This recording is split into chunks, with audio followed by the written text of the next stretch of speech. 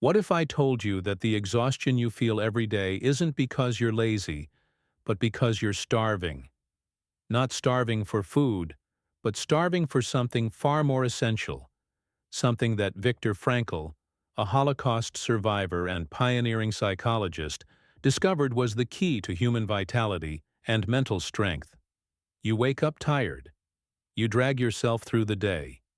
You feel like you're constantly running on empty, even when you've done nothing particularly demanding.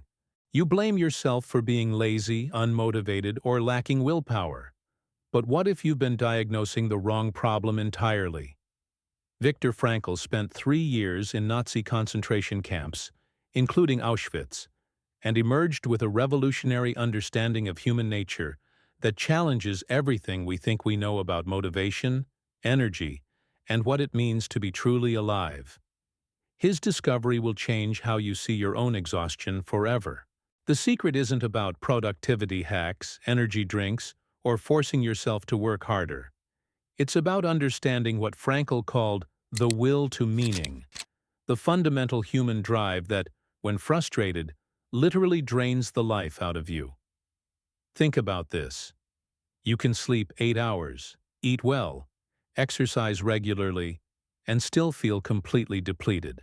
Meanwhile, you've probably experienced moments where you were so engaged in something meaningful that you forgot to eat, lost track of time, and felt more energized than you had in months. What's the difference?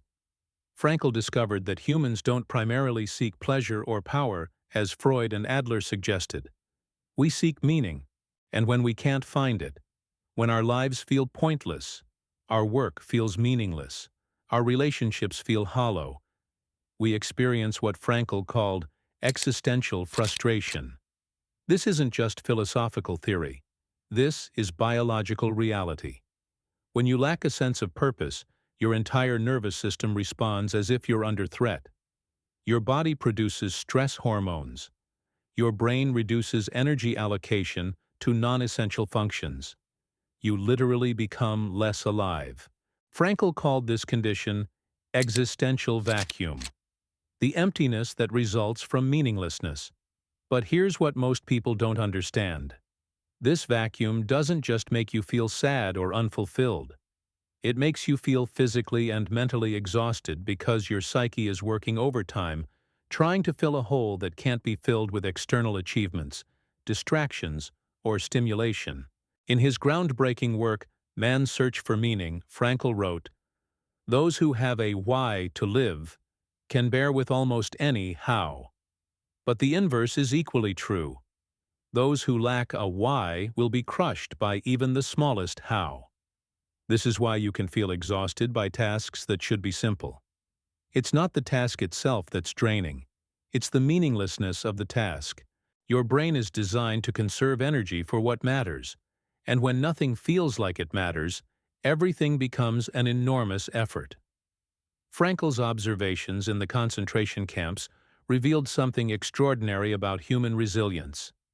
The prisoners who survived weren't necessarily the strongest or the most privileged. They were the ones who found meaning in their suffering, who maintained a sense of purpose even in the most dehumanizing conditions. He witnessed fellow prisoners who had every reason to give up continue to share their meager bread rations with others, who found ways to maintain their dignity and humanity despite systematic brutalization. These people weren't superhuman. They had discovered something that gave their lives meaning even in hell.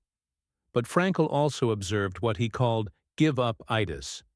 Prisoners who lost all sense of meaning would literally die within days, even when they weren't physically sicker than others. The loss of meaning was literally fatal. This same principle operates in your daily life, just less dramatically. When you lose connection to what gives your life meaning, you don't die physically, but you die psychologically. You become what Frankl called the living dead, technically alive but without vitality, purpose, or genuine engagement with life. The modern world systematically undermines meaning in ways that would have been impossible in previous eras. We live in what Frankl called the affluent society, materially comfortable but spiritually impoverished. We have more opportunities, more choices, more stimulation than any generation in history. Yet rates of depression, anxiety, and what psychologists now call languishing continue to rise. This is the paradox of modern life. We've solved most of the external problems that plagued our ancestors, but we've created new internal problems that are equally devastating. We're dying not from lack of resources, but from lack of reasons to use those resources.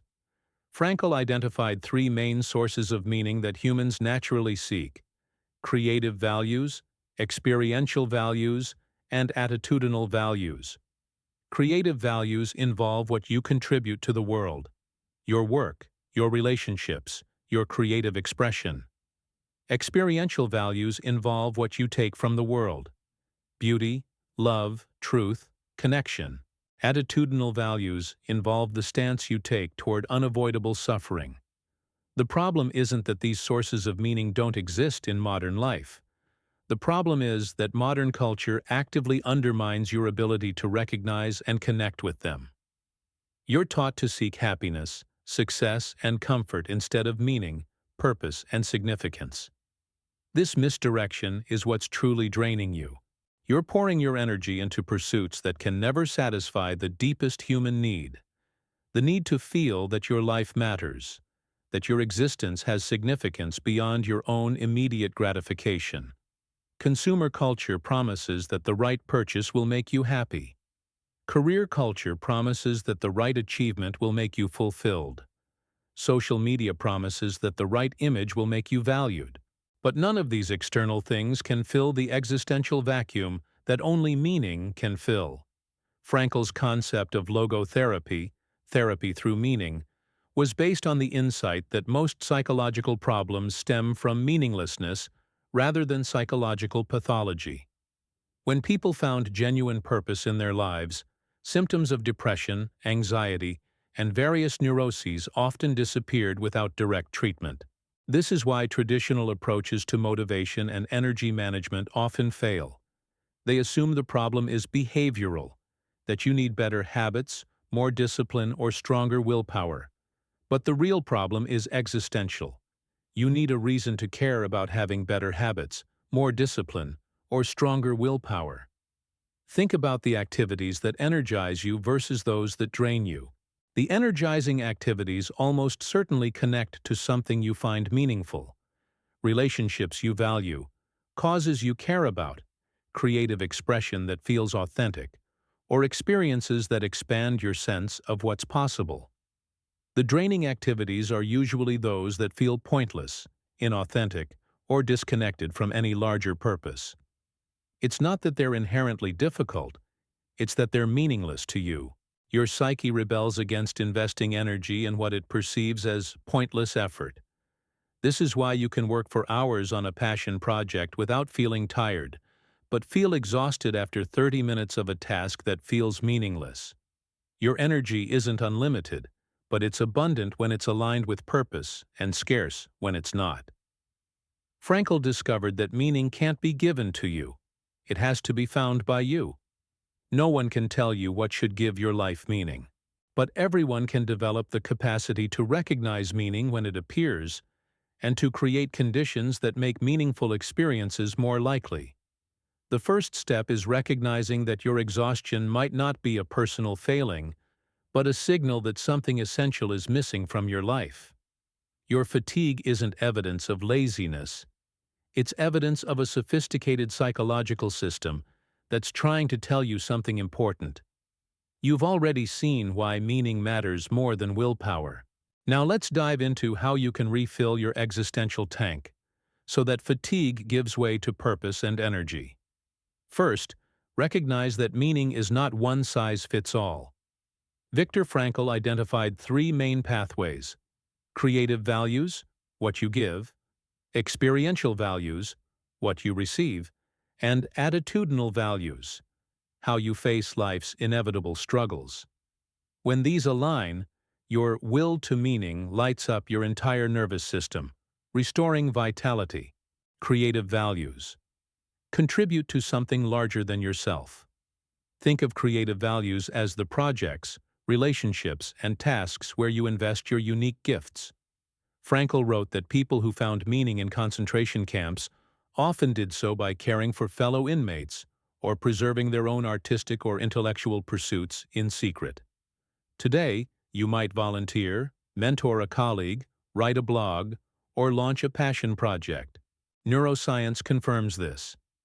A 2018 study at the University of California, Berkeley showed that helping others activates the brain's reward circuitry, boosting dopamine levels and reducing cortisol. Action step. Make a list of 2 or 3 ways you can contribute, big or small. Then schedule one concrete action this week, whether it's offering pro bono work, teaching a friend a skill, or simply writing a letter of encouragement. Experiential values. Open yourself to beauty, love, and truth. Experiential values involve what you take in from the world, moments of awe, connection, and beauty. Frankl described how flashes of sunlight on a snowy field or a shared joke could sustain one's hope in a concentration camp. Modern research backs this up. Attention Restoration Theory, ART, by Kaplan and Kaplan, shows that immersion in nature or art reduces mental fatigue, replenishes cognitive resources, and improves mood. Studies in the Journal of Positive Psychology link daily gratitude practices to increased life satisfaction and energy. Action step. Block out 15 minutes each day for a simple experiential ritual. Walking in a park without your phone, listening to a favorite composer, journaling 3 things you felt grateful for today, or having a deep conversation with someone you trust. Attitudinal values. Choose your stance toward suffering. Frankl's third path is the attitude you adopt when you can't change your circumstances. He coined the phrase, tragic optimism, finding meaning in suffering by choosing your response. Clinical psychologist Richard Tedeschi's work on post-traumatic growth echoes Frankl. Individuals who interpret trauma as an opportunity for inner growth often report greater resilience and even enhanced well-being afterward. Action step. Identify one challenge you're facing. Stress at work, relationship conflict, health worries.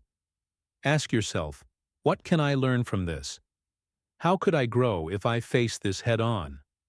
Write one sentence reframing the situation as a teacher, rather than an obstacle. Integrating the 3 paths. Meaning rarely comes from just one source. When you combine creative, experiential, and attitudinal values, your purpose becomes multidimensional, and your energy skyrockets. Think of purpose as a 3-legged stool. Remove one leg, and you collapse. Strengthen all 3, and you stand solid. Here's a simple framework to weave these elements into your daily life. Morning reflection. 5 minutes. Journal on one creative goal, one experience you're looking forward to, and one attitude you choose for the day. Midday check-in. 2 minutes. Pause and ask, am I doing something meaningful right now? What small step can I take next? Evening gratitude. 5 minutes. Note where you gave yourself or others value, what beauty or connection you received, and how you met challenges with purpose. Scientific reinforcement. Recent studies in psychoneuroendocrinology show that a strong sense of purpose lowers inflammatory markers and protects against cognitive decline. A landmark 2014 study in JAMA Psychiatry found that middle-aged adults with higher purpose scores had a 30% lower risk of death over the next decade, even when controlling for exercise, smoking, and socioeconomic status. Frankl's insights are not just uplifting, they're literally life-extending. Logotherapy in practice. Frankl's method, called logotherapy, literally means therapy through meaning. Shattrit. In clinical trials, logotherapy has proven effective in reducing depressive symptoms more sustainably than standard cognitive approaches alone. Therapists guide clients not to analyze past trauma endlessly, but to discover future goals and values that ignite purpose. You can apply this yourself by focusing less on, why did this happen to me? And more on, What can I do with what happened to me? Overcoming common obstacles. You might think, I don't know what matters to me, or my life is too chaotic for purpose. Frankl observed that meaning often reveals itself in ordinary moments, not grand epiphanies. Start small, caring for a pet, finishing a half-read book, mastering one new recipe. As you accumulate these micro-meanings, your existential tank refills. If self-doubt creeps in, who am I to pursue something bigger? Remember Frankl's affirmation. Everything can be taken from a man but one thing, the last of the human freedoms, to choose one's attitude in any given set of circumstances. That freedom to choose is your starting point. Your next steps. Choose one meaning action to complete within 48 hours. Commit to the daily reflection framework for 1 week. Notice changes in energy levels, mood, and motivation. Adjust your activities based on what truly resonates. Conclusion. You are not lazy. You are a meaning-seeking organism designed to flourish when connected to purpose. When your deepest why is clear, even the hardest how feels doable. Viktor Frankl survived the unimaginable by anchoring himself in meaning. You can thrive today by honoring the same principle. Energy follows purpose. Now it's your turn. What will you give, receive, and choose today? The vitality you crave is waiting on the other side of meaning.